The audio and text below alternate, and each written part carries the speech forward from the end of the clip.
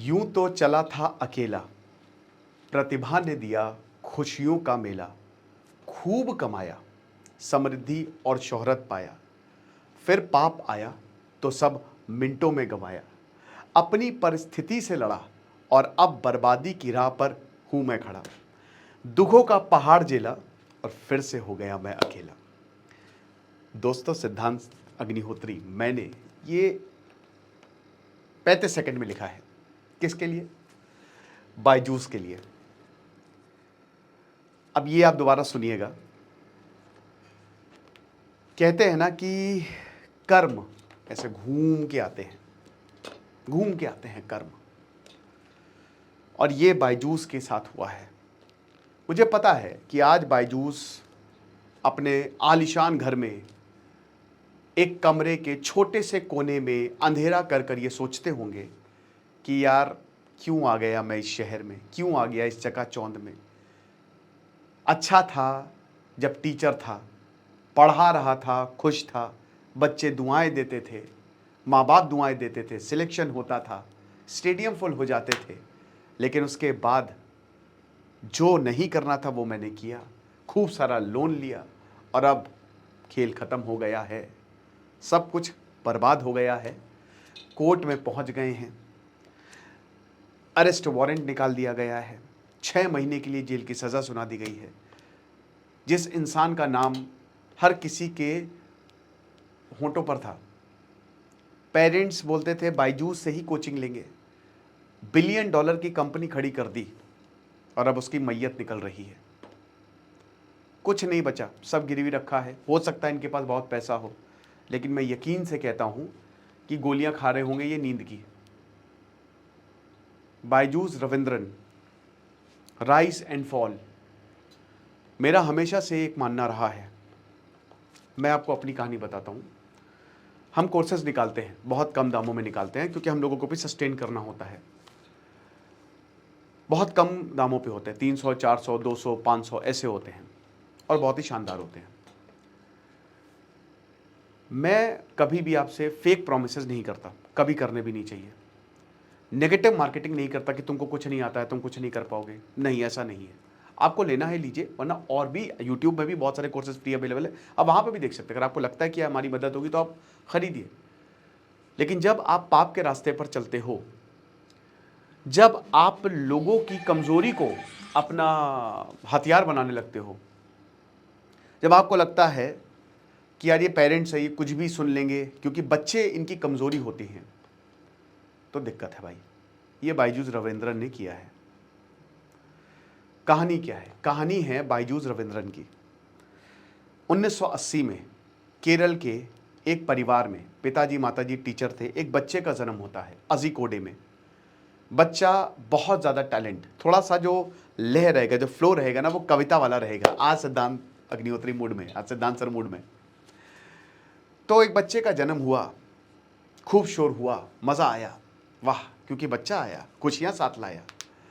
तो बच्चा बहुत प्यारा था, न्यारा था, अटखेलियाँ करता था, खूब पढ़ता था, टैलेंटेड, प्रतिभावान। ऐसा लगता था कि भगवान शंकर ने खुद दिया है वरदान। तो बायजूस रविंद्रन जब स्कूल जाते थे तो खुशियां साथ लाते थे, बच्चे इनके गुण गाते थे। इतना टैलेंटेड आदमी, मैथ्स उंगलियों पर, मुंह जवानी फॉर्मूले याद, कोई ना करता किसी से फरियाद, क्योंकि बायजूस सामने थे। दुआओं का दौर हो गया खत्म, खत्म। मैथ्स चुटकी में भस्म, खत्म, कौन।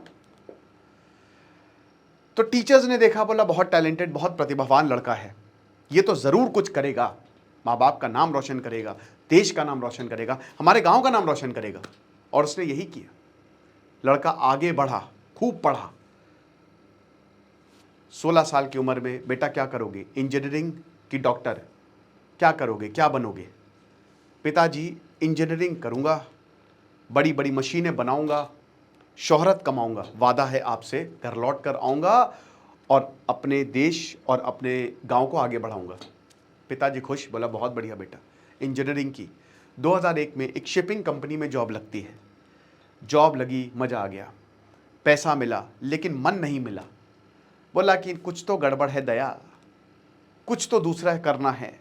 कोई बात नहीं, जॉब करते रहते हैं। दुनिया का सबसे टफेस्ट एग्जाम कैट वो निकाला, 100% परसेंटाइल। टैलेंट का पता चला कि यार इससे ज़्यादा टैलेंटेड आदमी कोई है नहीं।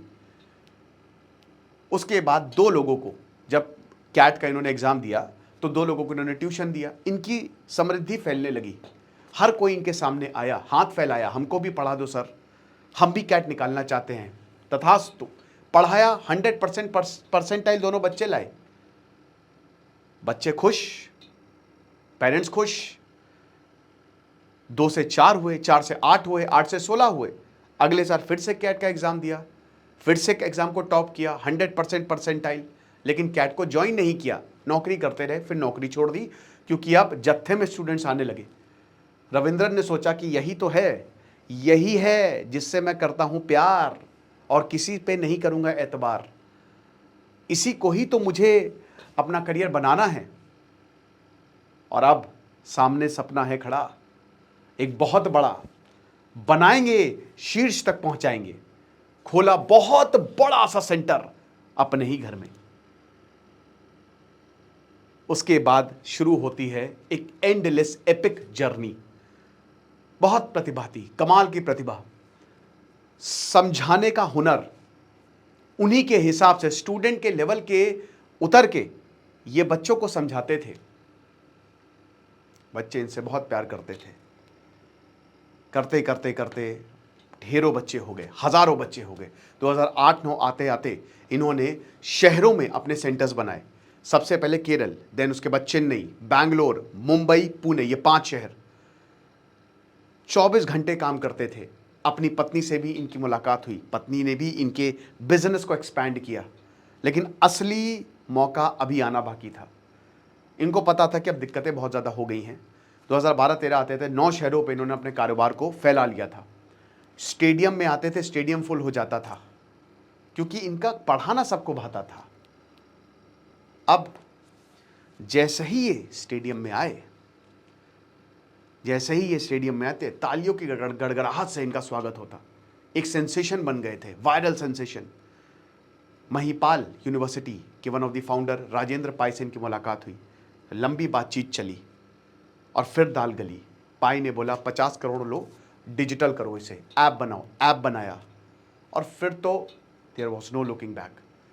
आगे बढ़ते रहे, हर परिस्थिति से लड़ते रहे, सब कुछ पार कर दिया, सब कुछ, मतलब सब कुछ, जीत का शंखनाद भर दिया। और उसके बाद शुरुआत होती है एक never ending again epic journey की। अब हम ये देखते हैं कि यहाँ पे जब ऐप आया और जब यहाँ पे टीचर्स ने पढ़ाना शुरू किया, बायजूस रविंद्रन ने एक यूनिक स्टाइल अपनाया था। उन्होंने जो बहुत ही कॉम्प्लेक्स टॉपिक्स थे उनको बहुत ही आसानी से समझाया था। मैथ्स, फिजिक्स, केमिस्ट्री उन्होंने एनिमेशन के जरिए समझाया। धीमे धीमे सिकोया कैपिटल ने भी $50 मिलियन डाल लिए। 2019 में 2019 में कोविड आ गया और अब इनको मिला, इनको अपना सपना साकार करने का जरिया दिखा। फिर लगातार ऐप डाउनलोड्स बढ़ते गए, बढ़ते बढ़ते 4 करोड़ हो गए। कंपनी की वैल्यूएशन 2018 में $1 बिलियन, पहली एडटेक यूनिकॉर्न बन गई। बायजूस को लगा there was no looking back, $22 billion तक वैल्यूएशन पहुंच गई, $22 बिलियन तक, 22 गुना ज्यादा। पगला गए लोग। लेकिन अब पाप की शुरुआत होती है, अंत हो गया शुरू। जो किया वो वापस आएगा। और ये बुरा सपना बायजूस रविंद्रन को उम्र भर सताएगा। गलती कर दी, बहुत बड़ी गलती कर दी, लेकिन अब कोई चारा नहीं। पैसे खूब ले लिए, $1.2 बिलियन ले लिए। आगे बढ़ते गए। अमेरिकन कंपनी, कतर कंपनी, दुनिया भर की कंपनी से इन्होंने पैसे उठाए। लेकिन इनका जो मार्केटिंग स्टाइल था वो किसी को ना भाए। इन्होंने अपने इस मार्केटिंग स्टाइल से बहुत पेरेंट्स को आहत किया। होता क्या था, कि इनके जो रिप्रेजेंटेटिव थे वो घर घर जाते थे, बोलते थे बेटा क्या तुम ये सॉल्व कर लोगे। बेटा सॉल्व नहीं कर पाता था कोई सवाल। फिर वो एक टैबलेट निकालते थे कि ये देखिए टॉपर बच्चे कैसे सॉल्व कर रहे हैं। उसके बाद बच्चा उस टैबलेट में उसी सवाल को देखने के बाद सारे जो जवाब है वो दे देता था। पेरेंट्स खुश और डरते भी थे कि यार मेरे बच्चे को कुछ आता ही नहीं है। यही बेचता था इनका सेल्समैन कि आपके बच्चे को कुछ नहीं आता है, ये लीजिए 1-1.5 लाख का कोर्स खरीद लीजिए। हमारे पास इतने पैसे नहीं है। अरे कोई बात नहीं, हमारे पास लोन डिपार्टमेंट है, आप चिंता क्यों करते हैं, साथ में लड़ते हैं और किस्त भी भरते हैं, तो लीजिए लोन लीजिए 1.5 लाख का, किस्त चुकाते रहिए, मजे दिलाते रहिए और तेल लगाते रहिए। पेरेंट्स बेचारों के पास कोई चारा नहीं, वो इतना पैसा वैसे भी 30,000 की तनख्वाह में 20,000 बच्चे पर जा रहा है, स्कूल की फीस, फिर ये क्या होगा। अब उसके बाद ऐसे बहुत सारे अनएथिकल प्रैक्टिसेस सामने आने लगे और धीमे धीमे बायजूस की क्रेडिबिलिटी घटने लगी। फिर लास्ट नेल इन कॉफिन जब इन्होंने $1.2 बिलियन का लोन लिया, ये लोन कभी ये चुका ही नहीं पाए। इसी दौरान ये बहुत सारी कंपनीज को एक्वायर करते गए और वो कंपनी आकाश को इन्होंने कितने, लगभग 800-900 करोड़ में इन्होंने एक्वायर किया, लेकिन वो भी वेस्ट रहा। जितनी कंपनीज को इन्होंने एक्वायर किया वो रिटर्न ही नहीं दे पाई। बायजूस लॉस में जाने लगी। 58,000 एम्प्लॉय से सीधा 20,000 रह गए और 20,000 से सीधा 500। बायजूस धीमे धीमे इनकी वैल्यूएशन डाउन होने लगी। जैसे ही इनको लगा था कि कोविड-19 आया है तो साथ में खुशियां लाया है हमारे लिए, तो कम से कम इससे होगा क्या कि बच्चे ऑनलाइन के एडिक्ट हो जाएंगे, वो कभी भी इस पर वापस नहीं जाएंगे। लेकिन ऐसा नहीं हुआ। जैसे ही स्कूल खुला बच्चे स्कूल में गए और वो ह्यूमन टू ह्यूमन इंटरेक्शन कमाल का होता है, तो बायजूस में फॉल आने लगा अनएथिकल प्रैक्टिसेस की वजह से और इनकी गलत सेल्स स्ट्रैटेजी की वजह से। इतने सारे पेरेंट्स की बद्दुआओं की वजह से बायजूस रविंद्रन चले गए। कोई भी कोर्स नहीं बिका, सब निकल लिए अपने अपने रास्ते। अब जो तुमने काम किया वो चुकाना पड़ेगा। मामला सिंगापुर कोर्ट में गया। इन्होंने $1.2 बिलियन का जो लोन लिया, कंपनी पैसा वापस मांग रही है और कंपनी कह रही है कि इसमें से लगभग 500-550 मिलियन डॉलर कहाँ गए नहीं पता। बायजूस ने कहाँ इसको खराब कर दिए, कहाँ डाल दिए नहीं पता, इसका हिसाब क्लियर नहीं है, हमको कोई पेमेंट नहीं मिला। ये इक्विटी वाले नहीं है, ये लोन वाले हैं, ये लेंडर्स हैं। फर्क होता है। इक्विटी मतलब मैं आपकी कंपनी का एक हिस्सा ले रहा हूं, कंपनी बढ़ेगी तो साथ में प्रॉफिट कमाएंगे, डूबेगी तो साथ में मरेंगे। लेकिन ये उल्टा है, यहां पे लोन दिया है तो लोन तो वापस चाहिए, वो बायजूस ने दिया ही नहीं।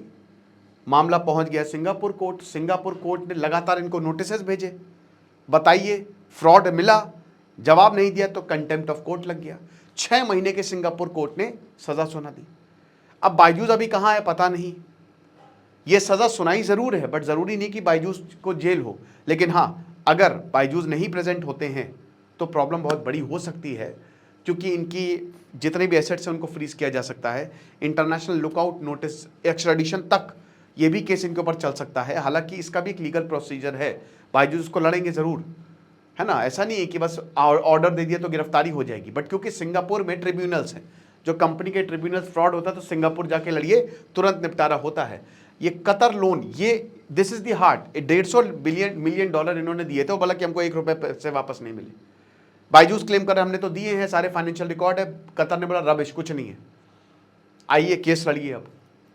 तो ये हालात हैं। $22 बिलियन से जीरो, शून्य तक। ये पता है क्या बताता है?